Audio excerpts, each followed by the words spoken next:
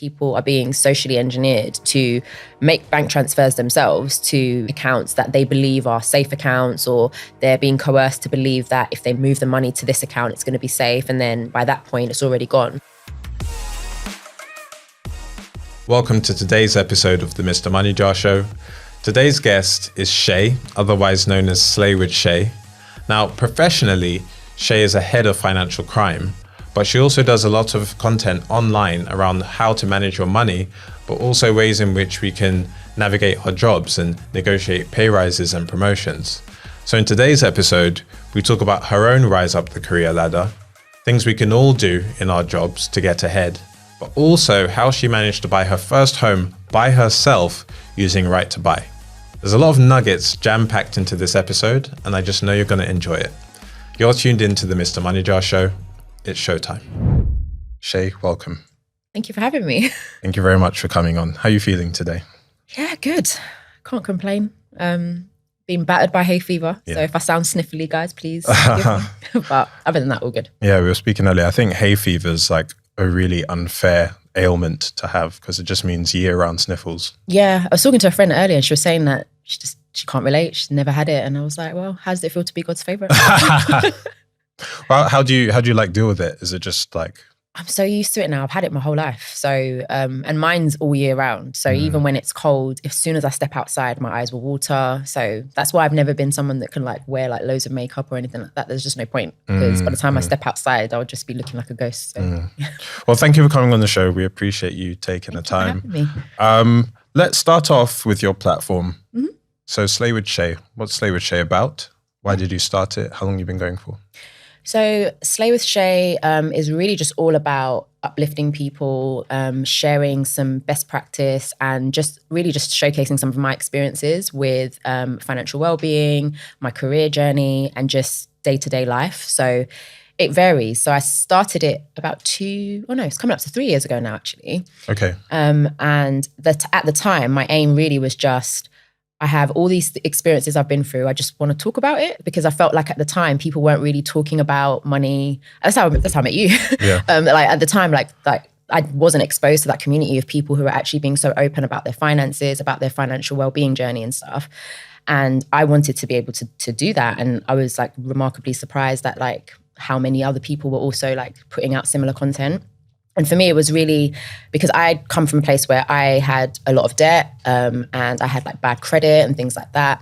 And I was able to come out of that. And I really just wanted to talk about what that journey was like and share that with people, just to give people a bit of encouragement. It really was just encouragement. That was really what I was aiming for because I felt like so many people were going through a similar thing and probably felt really discouraged. And I just wanted to put stuff out there to just make people realize like, you don't have anything to be ashamed of, you know, you can change your story. And that really was what it was.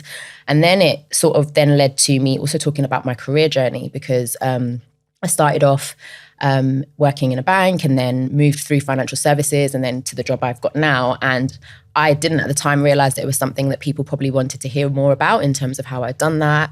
And I had loads of people reaching out to me at one point asking me, how did I do it? What kind of tips can I give? And I thought, oh, I can actually talk about this stuff too. So it all just sort of came together. And then if you follow me, you know, I would just post random stuff as well. I would post stuff about my life. I'm very like quite open. So it just all came together. And yeah, that's how Slay with Shay was born. Yeah, you've had a very illustrious career. And I think the listeners will get a lot of value from hearing about your journey.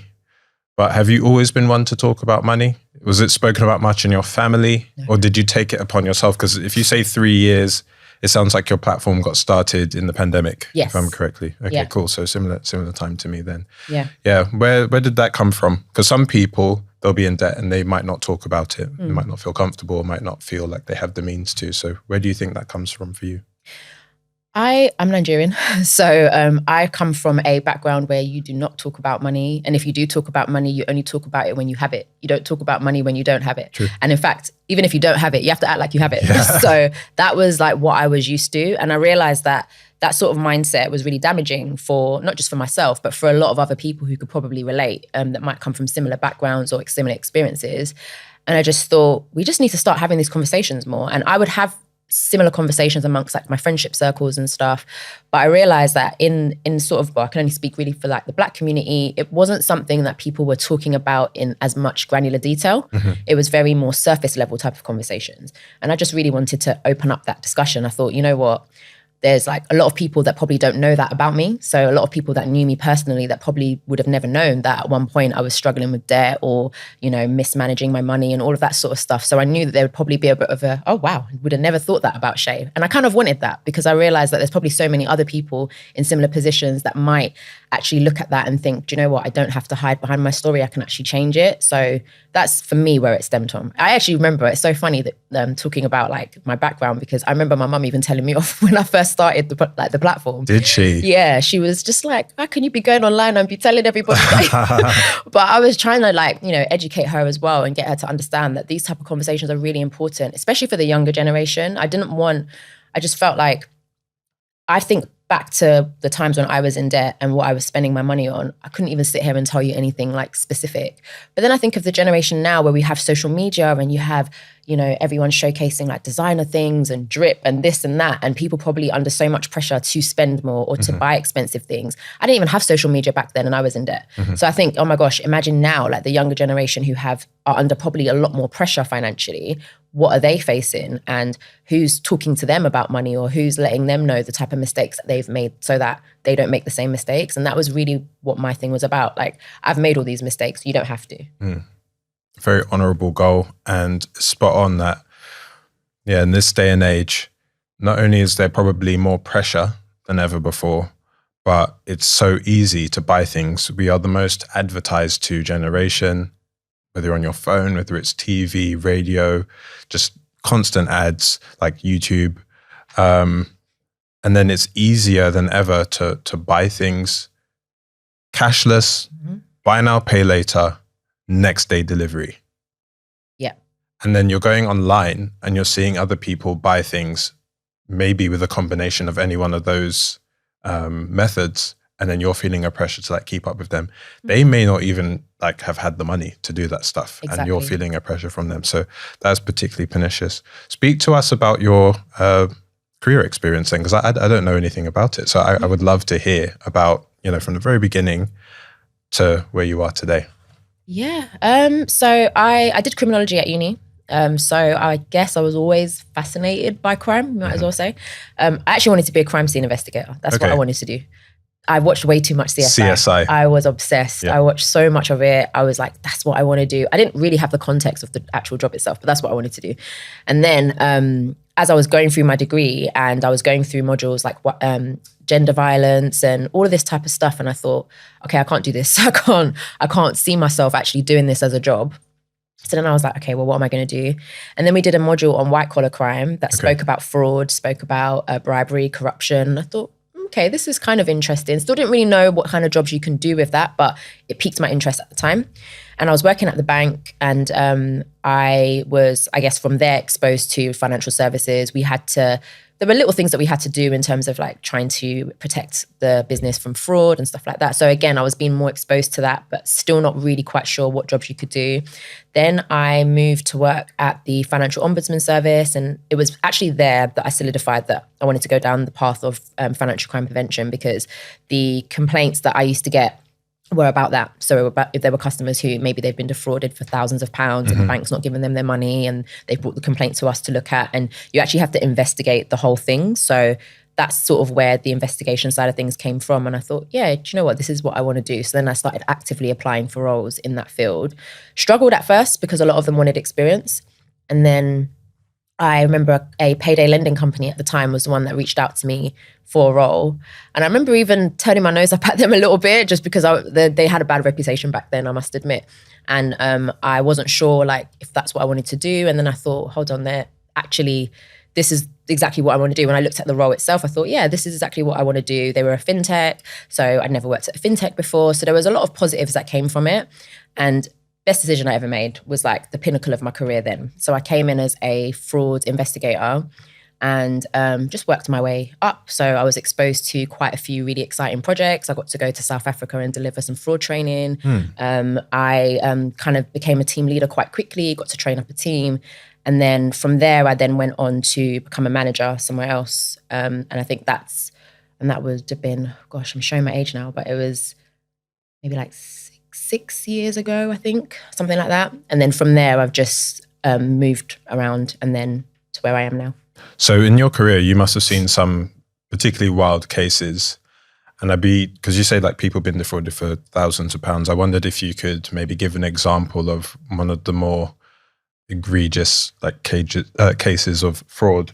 Of course, like protecting the identities of the people, and like if you're unable to share any particular examples, then you don't need to share those. But what sorts of things are happening? Because I've heard of cases where it's like people in the bank, like junior bank managers in the bank, getting people's details, getting people to log into their online banking, changing the names of bank accounts.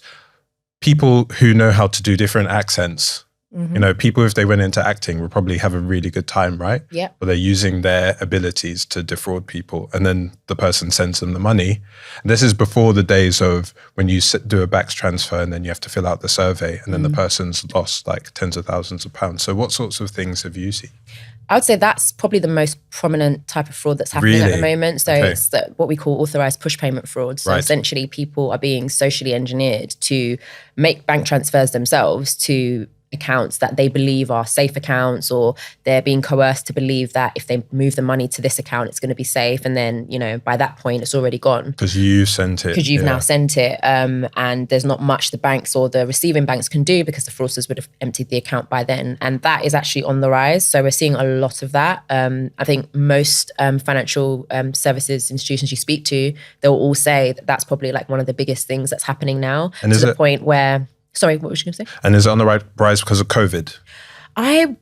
Or during COVID? I think during COVID was definitely probably when it stepped up. But I think it's something that's been in the works for years. Okay. I just think that they're becoming more sophisticated with the type of technology they use. So they're doing things now like spoofing phone numbers. So you think it's your bank actually calling you. So when you look at the number, it's the same number on the back of your card and stuff. So you think, oh yeah, I am talking to the bank. Or they're just using like a lot of more advanced technology to try to get people to believe that they are speaking to the bank.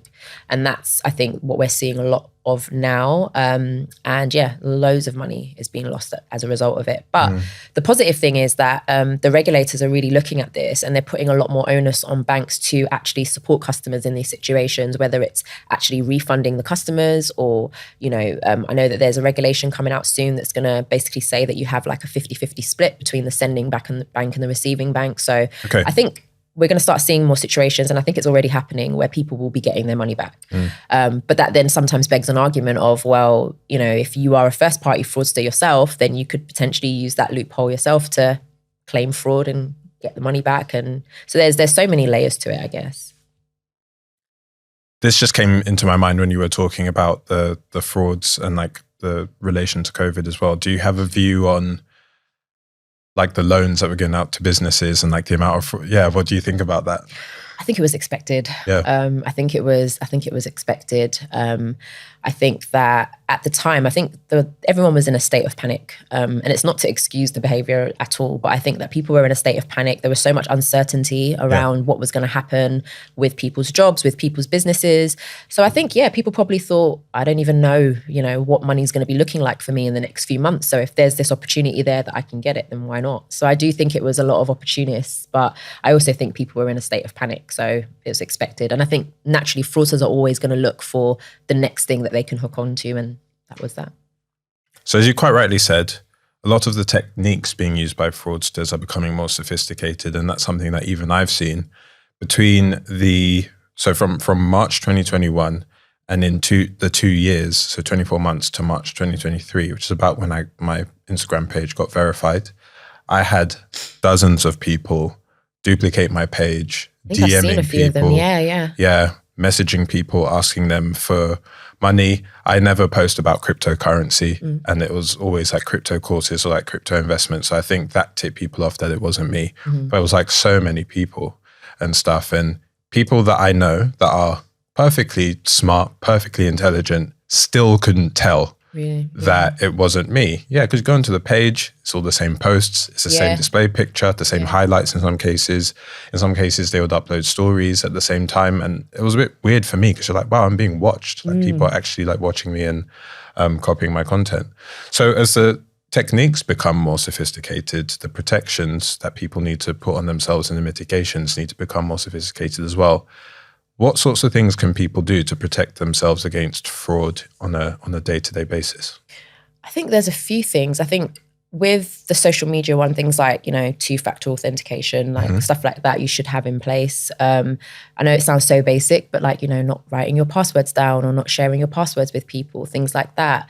But I do think that it is becoming, not to say it's becoming harder to protect yourselves. I do actually think people are doing what they can. People are being a little bit more guarded. They're not sharing their personal information as freely. I also think that what you share online as well, you do need to be careful because people can create an entire profile of you just from what you're sharing. People can find out how old you are. They can find out your date of birth. They can find out, some people can even find out your address. They can find out so much just based on what you're posting. So I think being quite selective about the information you're sharing as well is something to think about if you do have an online presence. And that's not even just for someone like yourself that has a large platform, even just the day-to-day average Instagram user or Facebook user. Some people really do overshare. And a lot of that information can be used by fraudsters. Things like, I don't know, maybe a terrible example, but people put things like where they grew up or the name of their dog or things like that. Things that are security Any questions. question that's a security question, your mother's maiden name, where you got your first job, your dad's birthday, whatever the case may be, your name of your first pet. Yep. That is the information that's used if you don't have a password. Exactly. So you definitely don't want to be sharing that information at all. Well, people share it all the time. Yeah. So that's how people are able to build a profile of you and use that information to their advantage. So it's just being really cautious about what you're sharing online, how you're using your personal information online too. When you're buying things, what websites are you using? And I know the average person isn't necessarily going to be able to always do their due diligence on, is this website secure? Is it dodgy or not? But if you can, then that is something to think about. And just also how you're making your payments. So I know that there's a lot of scams recently where people are buying things on Facebook Marketplace and then it's never arriving, things like that. And then when you find out how the payment was made, there's no real protection in place for how they've facilitated that payment. So it's can't really help them, that sort of thing. So again, always try and pay in the most secure way that you can. Would that be credit card?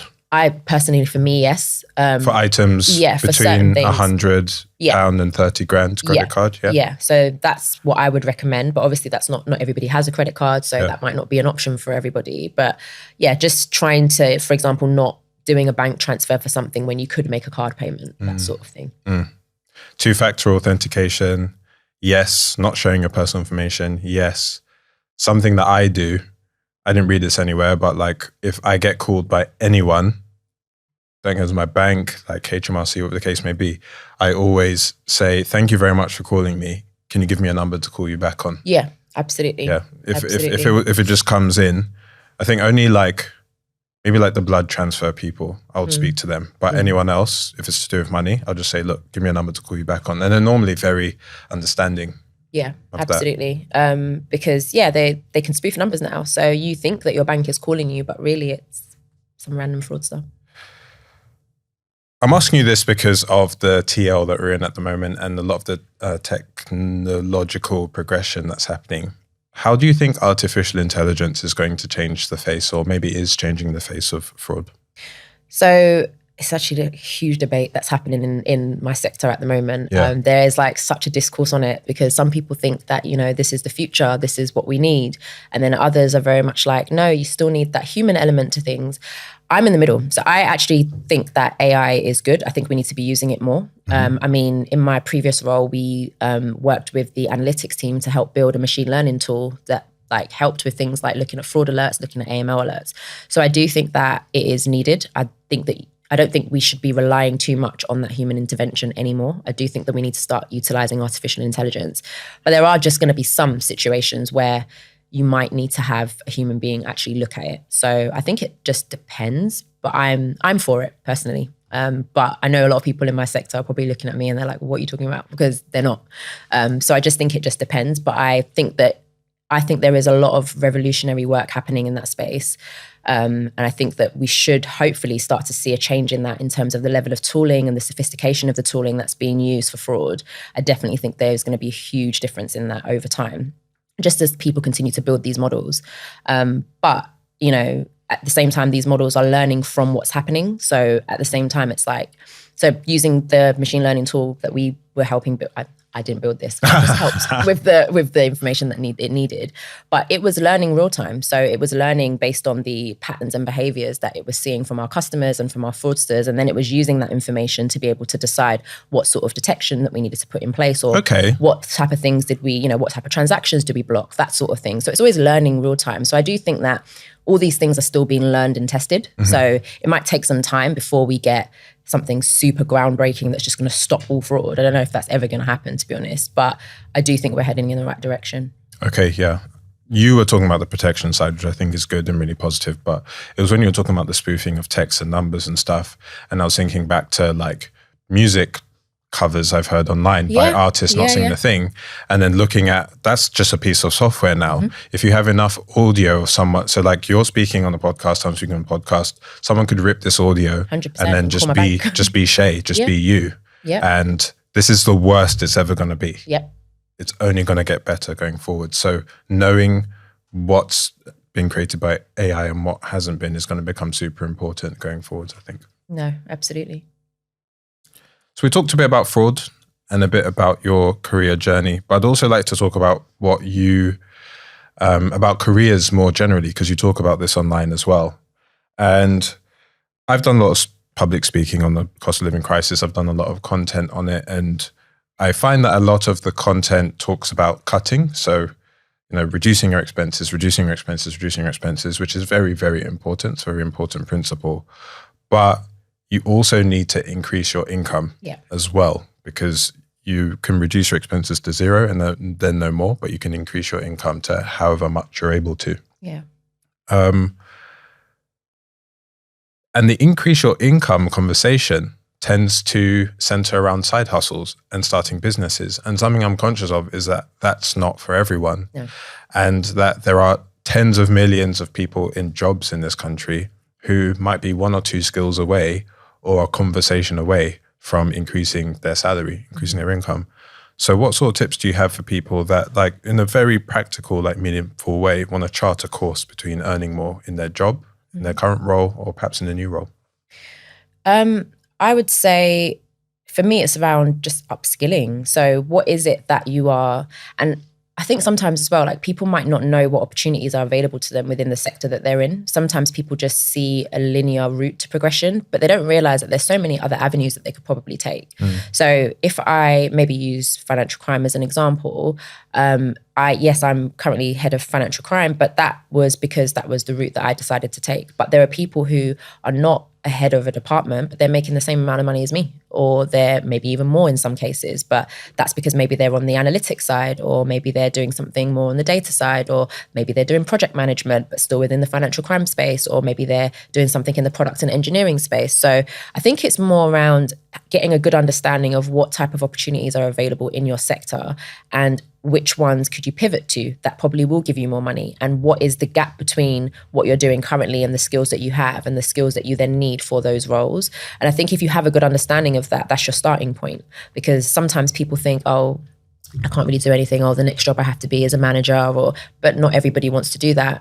It's funny, I actually have a video coming out on that recently, about that, the different things to think about, and that being a manager isn't the only way to progress. But yeah, I think it's just getting an understanding of like what is out there for your sector, or if you actually realize that there's not really much in your sector that's going to help you with that increase in salary, you might want to consider pivoting out of your sector if that's an option. And again, what does that look like? What other opportunities are out there? What type of money are these roles making? And what transferable skills do you have for some of these roles? And if there is a gap, like, is there like a course you can take? Is there some shadowing you can do? Is there do you know people in these sectors that could bring you in? I think we also underestimate sometimes like who you know helps. So if you know people in certain sectors that are willing to take a chance and provide you with entry-level opportunities, definitely take it. I've done that for people in the past. So I just think it's about really knowing what's out there and seeing where your skills can then fit. And people also will be so surprised how much transferable skills help you. Because you're doing one job, you think that's all you can do. You don't know like how much those skills can be applicable in another sector or in another role. And that role could be paying you double for the skills that you already have. So then you don't even have to worry about what I was saying before in terms of having to like fill that skill gap. You have it already, but you can just put it into somewhere else. So I think it really just starts from educating yourself on like what opportunities are out there and seeing how you can pivot into it and then actively trying to do that. I mean, that's what worked for me. Can we illustrate some of that? So when we say look at what opportunities are out there, what are we looking at? We're looking at LinkedIn. Are we looking at Indeed? Yeah, I mean, LinkedIn is how I got all my jobs. I was always poached for each job because of LinkedIn. Cool. So LinkedIn is definitely a fantastic starting point. I feel like people should utilize it as much as they possibly can, even just for networking opportunities. But I mean, even just researching online, just seeing like, you know, what jobs are in your sector, or looking at your org structure within your company and seeing all the different roles that are associated with the area that you're in. Some people actually don't have a good sight of that. Some people just assume that it stops between themselves and their manager and maybe their manager's manager. But you might not realize that there's so many other roles that are looped into your area or that feed into the work that you do that you might actually enjoy, or, you know, that might be somewhere where you can move over, somewhere that your transferable skills might be applicable to.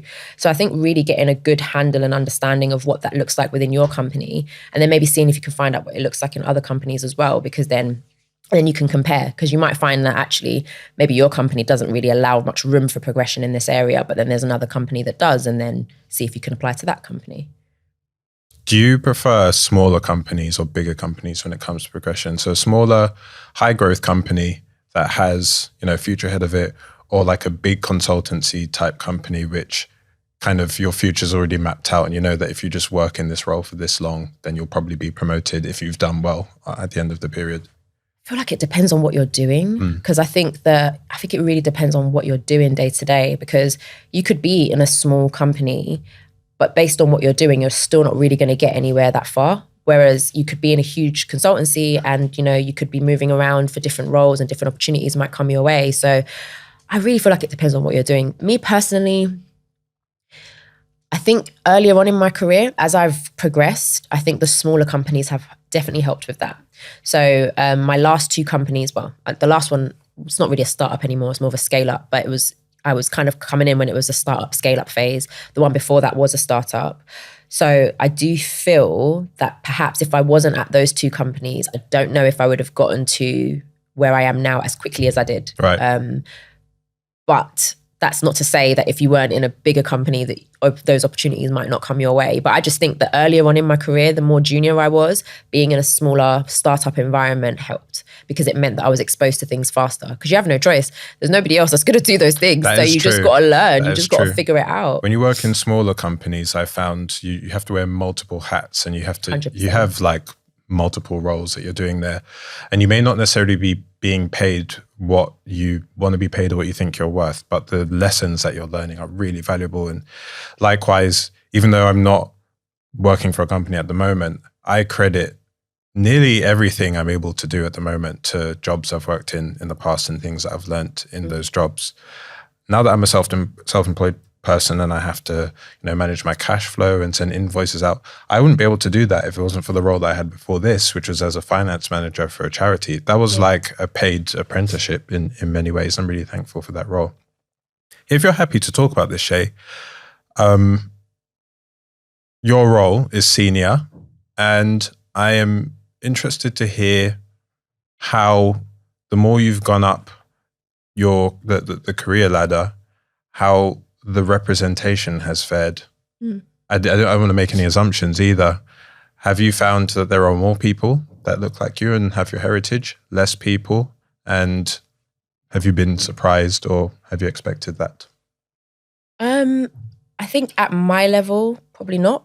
I think perhaps maybe the more junior roles, yes. But I don't know if there's as much representation at my level as there should. It's definitely better than what it was. So I think if you look back, even like maybe say 5-6 years ago, if you were to look at who the head of financial crime was, it probably was a middle-aged white man. But I feel like now I'm seeing a lot more representation in the financial crime and compliance space. That's very good. So I do think that it's better than what it was now. I mean, what it was before, sorry. But yeah, it definitely, there's still more work to do, I would say. What sorts of things can companies do? And I mean companies in general now, if they have the appetite to create a more diverse workforce, but just don't know how to do it? How can they practically do that? Because I get into these conversations myself with banks and financial services institutions. They're really like keen to diversify their workforce, but they maybe don't feel like it's in their place, or they don't really know how they go about doing it. Or when they recruit, they don't know how to cast the net wide enough to bring in the sorts of talent that they want to bring in. Yeah, I think it is a challenge, but I think the first step really is owning up to that challenge. So I think the fact that they recognize that is already the first step. It's a tough one because, you know, one could argue that, oh, they shouldn't just hire a black person because they want to have a black person, or they shouldn't just hire a woman because of this. Like, they've got to hire people who are good for the job. But at the same time, I think that if they can't do that effectively by themselves, then they should hire people that have that expertise. You have people who are diversity and inclusion managers. You have people in that field that's actually their job to help organizations go on that journey positively. So if they can't do it, hire someone that can. Yeah. And there's a company that I know of called Rare Recruitment. They specialize completely in like getting diverse people into like companies that are specifically trying to address that challenge. No, that's good. I think also it's about understanding what diversity actually means, because it means different things to different people. Okay, yeah, let's go there. Yeah, because I think, like, you know, obviously for me, I'm probably going to have a bias towards like wanting to see more black people, but there's going to be different other demographics that are going to want to see more representation for themselves, you know, and there's that to consider. So I do think that some organizations probably have that challenge because they probably don't know where to start. They want to be able to ensure that they're showing a good level of representation across the board. So not just for a particular race or a particular demographic, even down to things like people with disabilities, people with learning difficulties, etc. They probably want to be able to cover that the whole entire spectrum, but it's like, okay, how? So that's why I say it's better that they just get people who are specialists in that to help them along that journey. Yeah, I agree with that. Earlier on, we were talking about how we've both come up in South London, and you spoke about your route onto the property ladder, which I think was super cool. I think the listeners listening to this episode could really learn a lot from your experience. So could you talk to us about your route onto the property ladder? Yeah. So I did something called Right to Buy, which essentially is the opportunity to purchase your council property at a discounted value. So I lived there, or I've been living there like in total for about 5 years now. I got my council property because I was on the council list. So I lived with my mum in a council flat, but we were overcrowded. So we were 6 of us and we had a 3-bedroom property. So in the eyes of the council, you're overcrowded. And actually at the time they had a thing that said, if you were over a certain age, you're expected to have your own room. Okay. What do you remember what age that was? I feel like I want to say 18, but hopefully that's not wrong. I think it's 18. But they have the expectation that, so technically what they're saying is all 6 of us should have had our own room, which obviously was not the case. So yeah, I went down the route of obviously saying that the property was overcrowded. They assessed that and they were happy with that and they put me on the list. So I was bidding actively for about a year. At the time, I think I saw about 6 or 7 properties, and they put you in like order of, so there's like 3 of you that will go and look at the property at the same time, like number 1, 2, number 3. And there were so many times when I was number 2 or I was number 3, and then you'd go there and then like somebody else obviously would pick it. So then finally I got my place. And then I had known about Right to Buy when I first got the place, but I didn't have enough information about it. But it was always at the back of my mind that there is the option to potentially buy the place.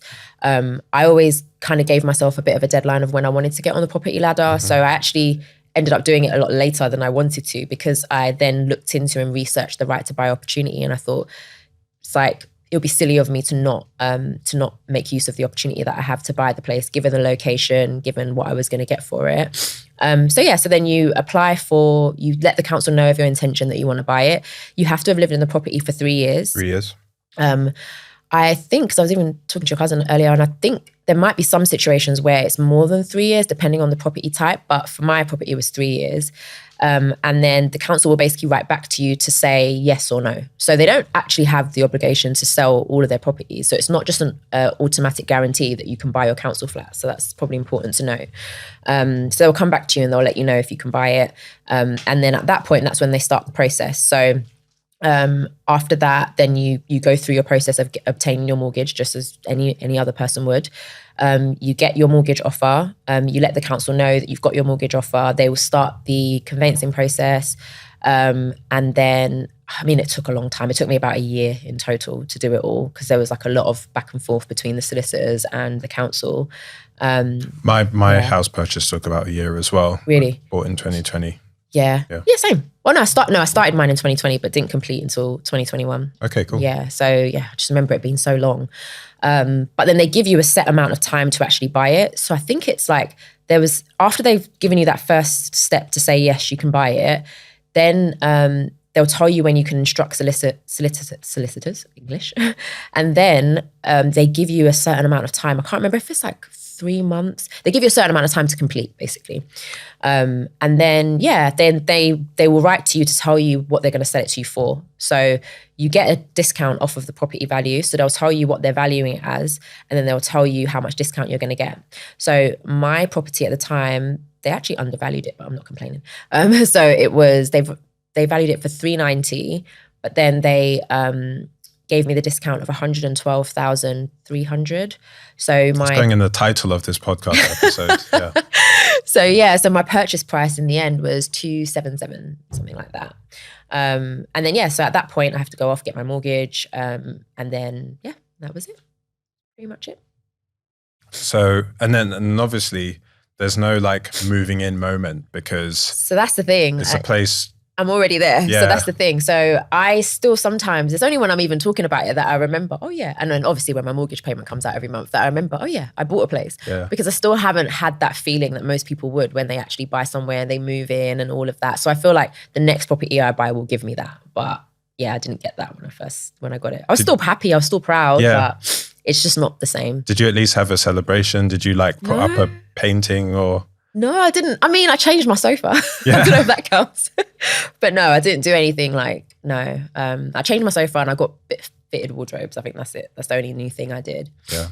Until I bought a house, I had lived in rented accommodation my whole life. And you can tell people that, not everyone, but like people who think about property in an ownership type way can go into a room and be like, oh, if I take down that wall, I can do this thing, I can paint this thing. I'm like, I don't even want to put up a poster. Like every house I've ever lived in, you've never been allowed to decorate it or do anything you want to with it. People who think that way fascinate me because I just don't think that way at all. Yeah, I know. But it's probably having to come out of that mindset though, isn't it? Yeah. Because even now, like the amount of things that I said, oh yeah, after I buy it, I'm going to do this. Because obviously you've got more autonomy when it's like yours. I haven't done any of it. I said I was going to change my bathroom, still haven't done it. I said I was going to change this in the kitchen, still haven't done it. There's always something else that you think of. And I think maybe to some degree, after I bought it was like, okay, you've got it now. So then I think I probably relaxed a bit too much. So I probably do need to go back and do all those things. For the listeners then, I want to see if we can give them some actionable tips. So for the people that are looking at Right to Buy specifically, how can they take what sorts of things should people think about and take advantage of if they're in that situation you were in before you'd notify the council? What can they do? All the different local authorities are very different. So when I speak to people who were able to get council properties from another borough, completely different experience to me. I actually feel like my borough was good. Southwark? Southwark. I thought Southwark were, they have their flaws, but generally in terms of the whole process, I think they were very fair. Whereas I have heard of situations where other boroughs have been really strict and they've said, well, you're not overcrowded because technically your living room, you could turn it into a bedroom, that sort of thing. They didn't say anything like that to me. There wasn't like this requirement that I had to, I know there's a phase where people felt like you could only get a council property if you had a child or if you'd been kicked out by your parents and stuff like that. They they stuck to whatever terms and conditions they had around eligibility, and that's what they used. I actually thought at the time, because where was I working at the time? I think that was my first job when I was working as a fraud investigator, actually. And I thought, are they going to maybe perhaps use my salary against me and say that, you could afford to rent privately, which I don't feel like I could have at the time, but they could have made that argument if they wanted to. But no, they didn't. It was very much like, you're eligible for this, the flat you're living in is not habitable. So that was the avenue that I took. Change track quickly. I've never asked you this since, but I went to a wedding like a year ago, and I was like dancing on the dance floor, and like someone videoed me, and then somehow you like knew that I was at that wedding. Remember we spoke on DM at the time. Oh yeah, the videographer. How did you know that? It was the videographer that did a little clip on his story of everyone dancing on the and dance floor. then I saw you, and I was like, oh yeah. I think it was the back of my head and my feet just doing that. Yeah. Because I do weddings on the side. You do weddings. I do wedding plannings on the side. Yeah. So that videographer, I've worked with him quite a few times, so we follow each other. Okay, could you talk to us about the wedding thing? Because I guess we talked about like careers, but like if you can do a side hustle, then do a side hustle. So yeah, I mean, I do wedding planning and coordination on the side. Well, I say wedding events planning and coordination on the side, but I'd say I specialize more in weddings because that's predominantly what I've done. So everything from full planning, so planning a wedding end to end, to partial planning, where I might come in halfway through, and then the on the day coordination where I come in a little bit more closer to the end, and then on the day come with the team to just like execute everything. How'd you get into that? How'd you learn how to do that? I kind of fell into it because I've always been that person that enjoys planning events. I'm a planner by nature. I like planning things, whereas other people don't. So where like there'll be situations where there was something to plan or an event to plan, where people found it stressful, I found it fun. Right. And then I remember helping a friend plan like his engagement, and then he was like, yeah, do you want to plan the wedding? So I was like, okay. And I kind of fell into it that way. But I've always been that person that's been really fascinated by weddings, that sucker for love type of girl. So I think it all just like kind of went hand in hand. And then, after doing like the first few weddings, I trained first though. So I didn't go into it straight away. So for the first year, I spent that time training, researching, shadowing other wedding planners, working with them. I didn't just decide tomorrow I'm going to do someone's wedding. So, I mean, that's something to think about. Some people probably have done that, but for me, it was really important that I felt that I could just spend that year really just learning. And then from there, that's when after that year was done, then I started actually doing actual weddings. Yeah. So you do practice what you preach. Like you were talking about like educating yourself and upskilling in careers, and that does apply to businesses too. 100%. That's really cool. Are there any standout weddings that you've like done? You must have seen a lot of things in terms of events. It's going to sound such a cop-out response, but generally all my weddings have been beautiful. There's not like one that I think, oh my gosh, this is so much better than the rest. So I think there's different levels to it. So you have certain weddings where everything goes without a hitch. Like nothing goes wrong. Everything's gone to plan. How you planned it, the timings, everything on the day goes well. All the vendors do a good job. And then you walk away and you're like, oh my gosh, that was great. Then you have certain weddings where something goes wrong during the day, or there's a hiccup or something that you just could never have predicted happens. And then you have a moment in the wedding where you're like, I don't know why I do this. I'm never doing this again. And then the day just turns itself around. You figure it out. I guess it's part of the growing process. You figure it out, you find a solution, and then everything goes back to normal again. And then at the end of the day, you're like, okay, yeah, that was great. So I don't know if I've just had really beautiful couples. I've been really blessed actually. I've had like really, really good couples. A lot of them I'm still friends with now. So I've enjoyed it. I've had some funny moments, like funny things that have happened on the day, or things that you just don't expect. Yeah. If anyone needs wedding planning, here's your person. That's cool. I'm curious to know what the future holds for you in terms of like what your next role is going to be, because you strike me as someone that's very methodical, and I wouldn't be surprised if you do have either financial milestones or career plans ahead of you. So what does the rest of the decade look like for you? Oh, that's such a good question. I feel like I'm in a very strange era of my life right now where, because I've just been constantly, there's always been something that I'm working on, something I'm doing, something I'm trying to aim towards. I am actually trying to slow down a little, because I realize that I am someone that I do have loads of plates spinning. I have a lot going on. And I just think that if you're not careful, those plates will eventually fall, you'll eventually crash. So I'm actually in an era where I'm like, okay, what can I actually scale back on a little bit in order to maybe pour my energy into something else a bit more? So I don't have anything sort of like that I'm going to do this or I'm going to do that. There are definitely things I'm working on or things I'm excited about or other ideas I'm having, but I'm also recognizing that I have been doing a lot for years. So I am really just like, okay, I don't want to burn myself out. That's something I'm really trying to avoid.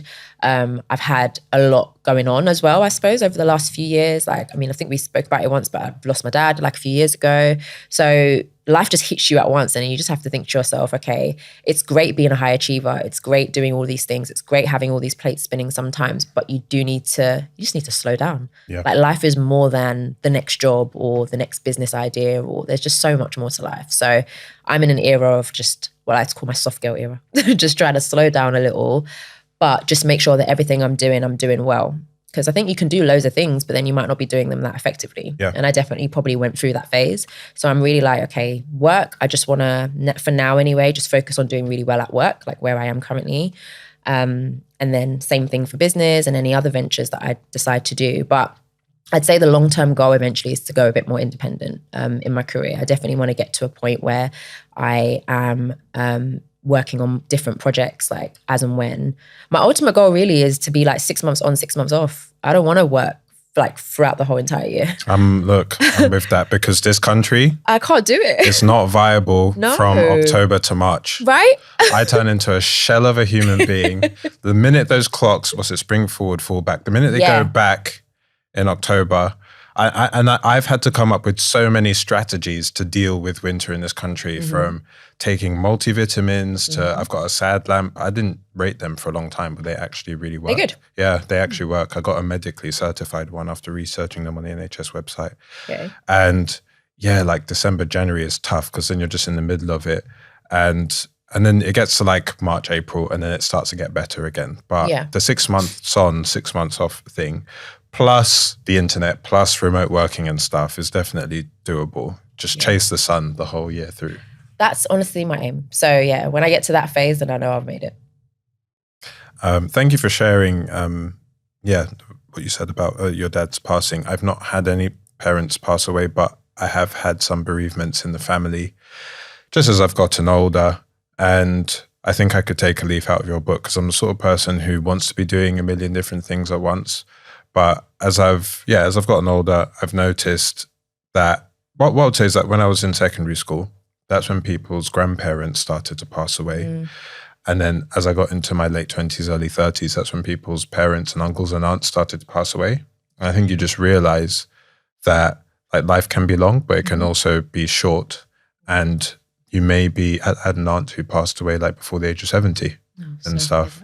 And it really affected me. I really like grieved just her life as well because it was super unexpected. Yeah. Too. So I think balance is key. My thing about life is just having fun. I know it might sound frivolous. But it's true. I think in many ways, life is kind of like a movie that you're taking part in. Yeah. So why not just watch an enjoyable film? I love that. Yeah. And if you do things that are enjoyable with people that you love and that you care about, then you're way more likely to want to continue doing them because life is not like 100% all the time. And you're way more likely to get better at those things too because you actually fundamentally enjoy them. And I think, if you love what you're doing, if you're having fun, you'll get better at what you're doing. And then you'll offer insane amounts of value and you'll make money doing it just as a consequence of doing it. So I'm all for that. I understand completely where you're coming from with the soft girl era stuff. Yeah. I just think it's sensible and sustainable. Yeah, that's literally where I'm at the moment. I mean, don't get me wrong, because I know like some people online might come for me because I will still be doing stuff. So you will still see me post. You'll still see me get involved in projects. You'll still see me launch things. Like that is me. But I just think I'm just being a little bit more selective about what I'm putting my energy into. There's a question I like to ask everyone that comes on the show. Okay. And really interested to hear what your answer will be. So what's the best piece of financial advice you've ever received? Who shared it with you and what did you learn? Best piece of financial advice.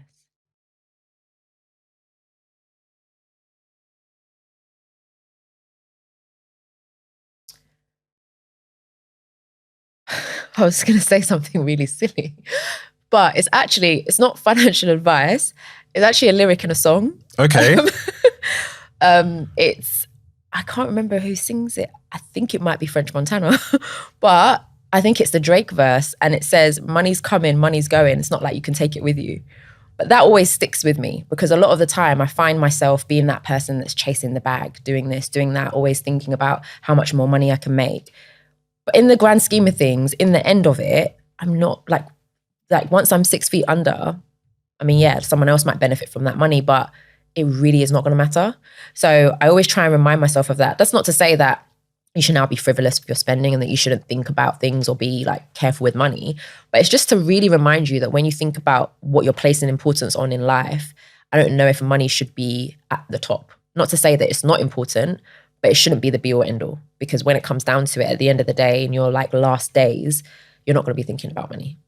You're going to be thinking about, you know, the positive experiences that you've had in life, the people that you love, the people that you care about, the things that you should have done. I guarantee money's not going to be one of the first things on your mind. I think that's a great note to end the episode on. For people who want to find out more about you, see your content, where can they find you? Yeah, so I'm on Instagram at Slay with Shay UK. My events business is Events by Shay UK. So if you want to follow me on that, you can. I'm also on TikTok, Slay with Shay UK. I've only just joined recently though. Yeah, I don't think I follow you. I'll follow you on there. I just only joined recently. Yeah. I can't keep up with all of these things, but you realize that you kind of have to keep up with it. But yeah, so Slay with Shay UK. My email address is swithshay@gmail.com. And yeah, my YouTube channel as well is Slay with Shay. So yeah, follow me. Thank you very much for coming on, Shay. Thanks for having me. It's been so nice. Hello, everyone. Thank you very much for watching this week's episode of the Mr MoneyJar Show. If you enjoyed it, then please do subscribe, as it helps out the show a lot and enables us to continue running. Anyway, we'll be back next week with another special guest. I've been your host, Timmy Merriman Johnson.